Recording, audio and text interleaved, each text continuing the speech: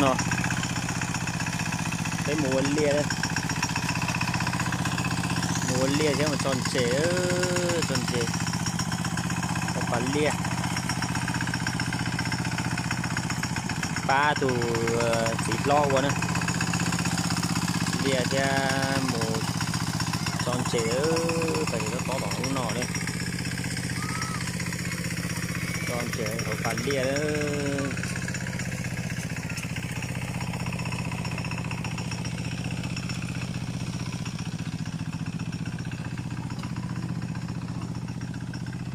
Cho nên sẽ đón nó nữa, do dưới tới xóa đê này.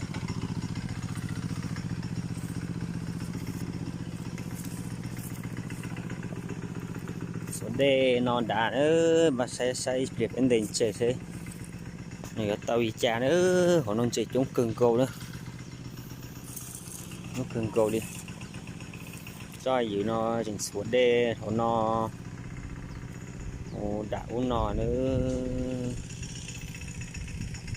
Tí sân đời như thì họ bỏ nó họ phát xây một xe bây giờ qua tàu đi chả để dần bồn đá xí nhà có cửa đỡ tên nào mà lia trông là có xế gì xí đỡ mà nhóc bố để to xế lon ta này tốt sao mà có xế cửa đỡ tích cho nó nè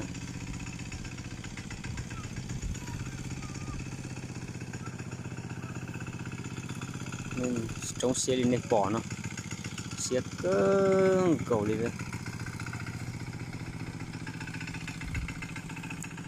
ó sao bây giờ trong tan cho xe trong cầu xe nữa nhỏ họ to chế xin nè cái tua lia dịch chế chứ mông cái là bây giờ mông của xin chế mông rồi bác sĩ sẽ một gì nó cái gì tua của gì liên nó cái cho con trẻ nó non trẻ chống cường cầu đó trong việc tiền đấy này bỏ này cú xía thế đấy bỏ cái nền trẻ này thế là hả bạn đỡ bao gì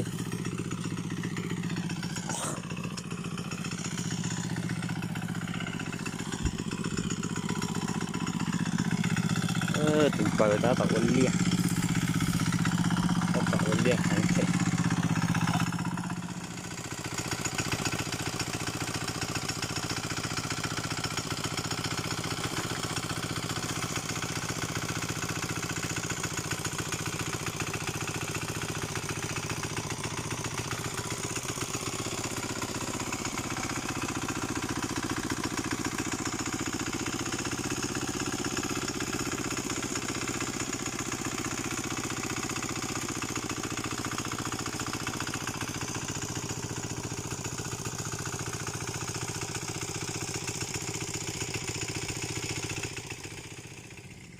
nó nữa phải từ qua tàn đầu cờ nữa thì họ đây bỏ bé ở chị qua thì tao mẹ thì chị sẽ bé qua tàu tàn đầu cờ nữa số to nhé to chỉ có nó mua to nữa tao cần cầu đó đi lo cần cầu đi sẽ bé sẽ say con này là bên đỉnh chế đấy để nó thứ chỉ cũng cực cầu bên đền chế đấy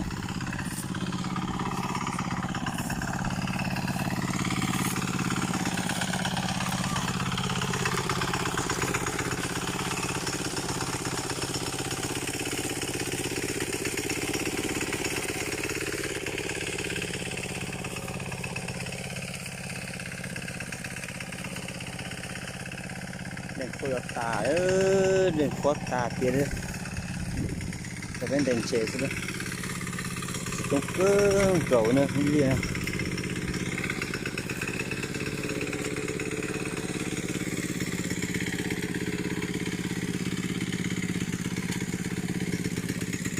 nó sai đây Thôi để tao.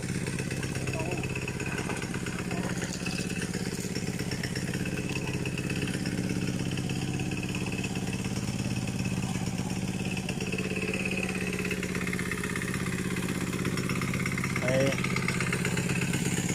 Đi cần cầu đó, đi trong cần cầu của nó đấy. Rồi này bỏ trên cầu xin nữa.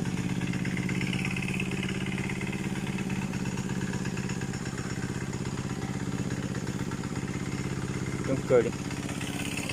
Mà sẽ xây bên tết tàu thấy chả nữa. Rồi đi đã cười tàu đó.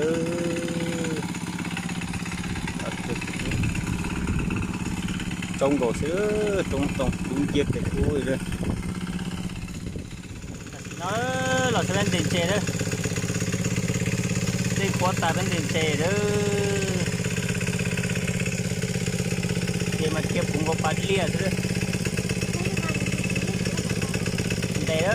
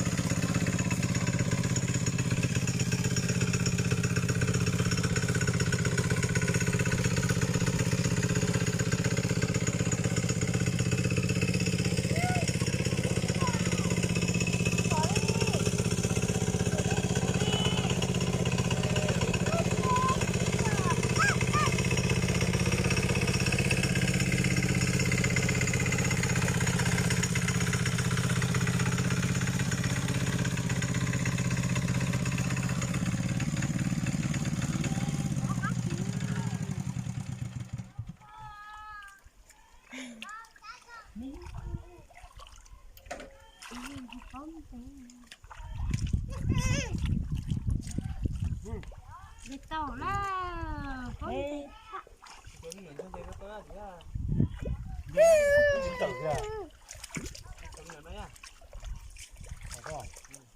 nó xuống này. Không thì nó có ở đây chỗ nên đây đi tao vẫn những cái gì trên đây nó mấy cái đây cái tuổi nó nên thì nó còn mất thế rồi ở giỏi thì chị vai tôi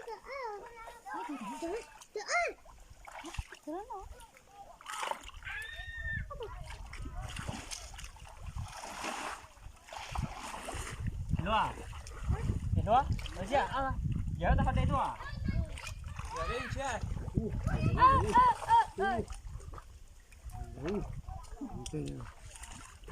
Đà.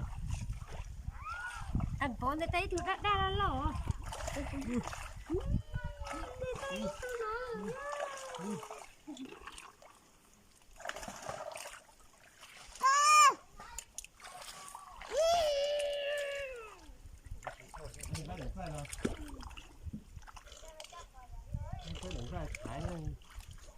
sự mẹ ơi xí trời đi tê hổ ta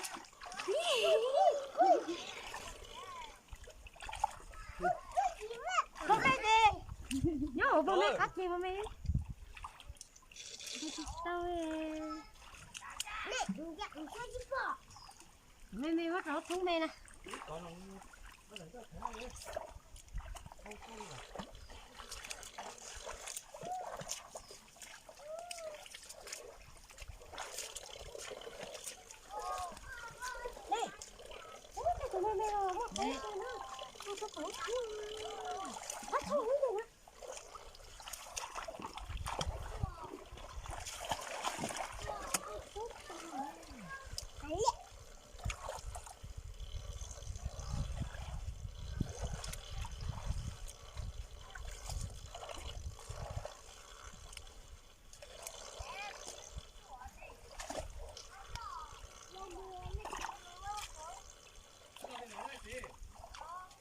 人家过来就那个，我不吃嘛。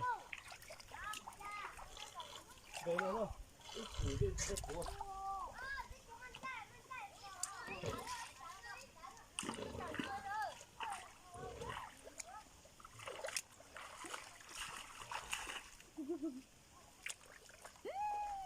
Con pla chứ.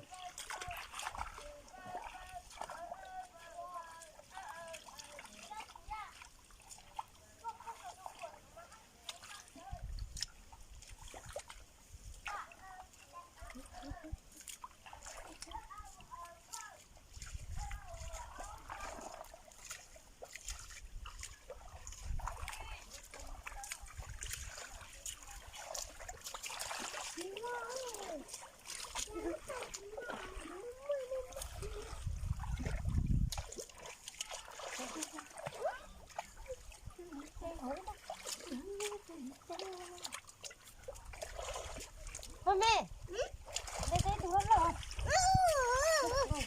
Hết rồi, hết rồi. Không có tỏ nữa. Nó thiếu rồi phải đi qua.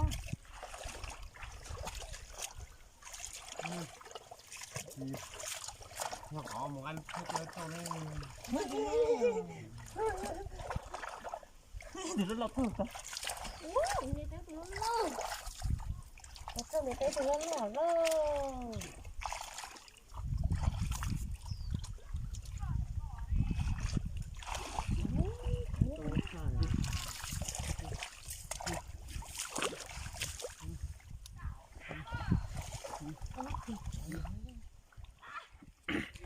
Thì có con đây thì tôi đây tỏ gì cơ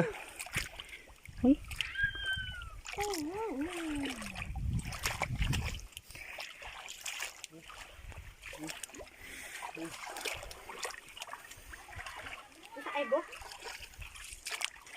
nó đứt thì mama nha Để tốt ha, để to.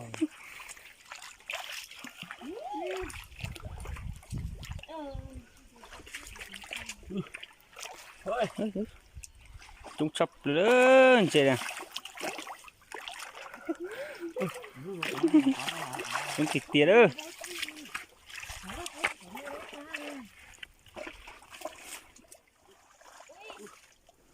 Chúng này cũng gì nữa.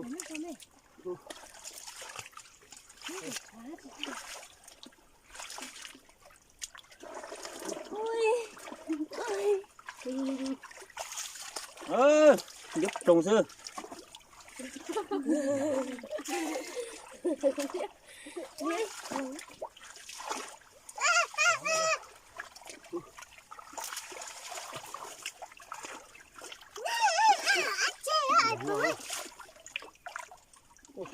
gì? Người ta cái hộp, ta phải đem chơi nữa. Đúng rồi, thấy rồi. cái đồ số hay thả đây, thả tụi em rồi đó.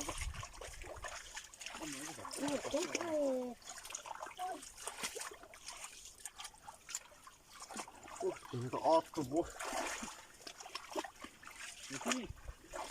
Chị đây sợ yêu. Chị đây, chị đây. Ba, ông tay tôi à. Sao ơi? Nó tay tôi lo rồi bây giờ. Con tè ở cha gì rồi? Sao ạ?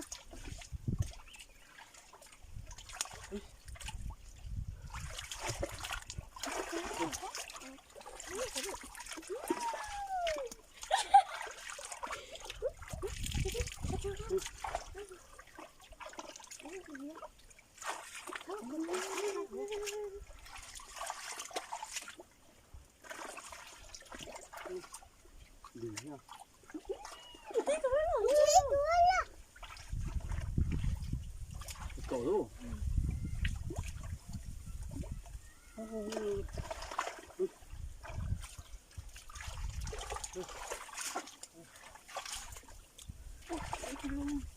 Ui, ôi, bông tiền chè. Mami, mami.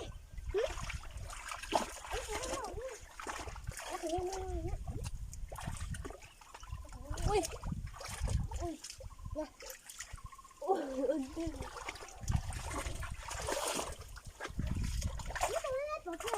Ui, mày không gì. rồi mày cho cái thằng này.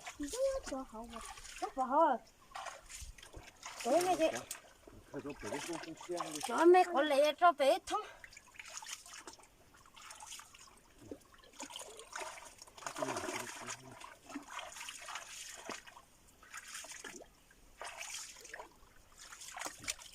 Nó thì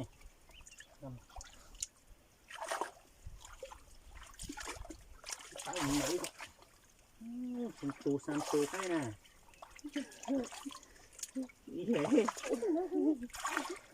Đấy, để rồi sẽ cứng cô nữa. Đi kia nhé. Đi thấp rồi đó, là mình lên chơi kia đó.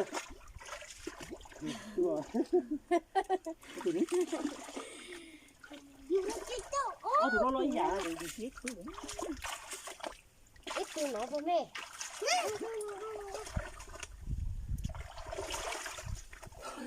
Xin lời của thứ đó, thì chị không nói.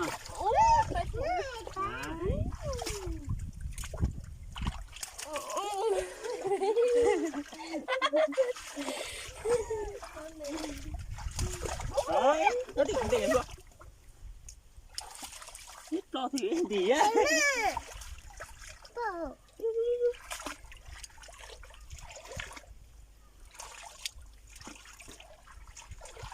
Không ra mấy mèo nữa. Rồi, tụi mèo ngắt rồi. Nó thấy mẹ rồi á. Đây.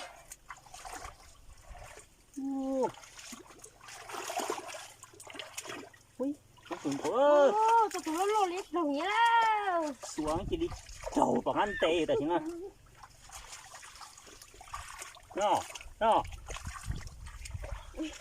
Ô, chỉ để bấy túi xì vậy chứ ha. Đó là thôi. Nó là để bấy túi à. Chỉ tôi nữa nha. Để tôi lo ta chỉ công yêu nhá. Để thấy tụi mẹ chỉ công kìa nhá.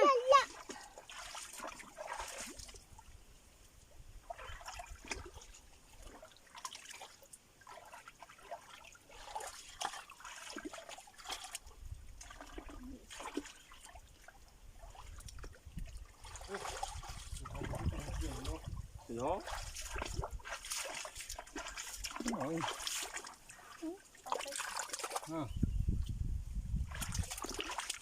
Rồi.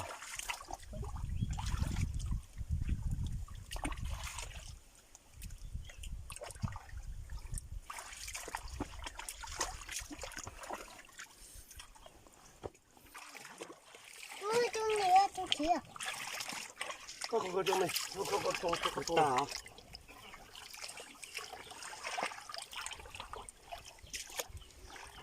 Chạy bộ ạ.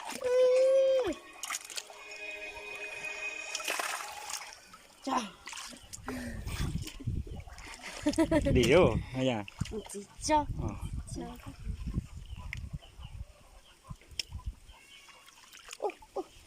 Chị đeo. Chị có cho.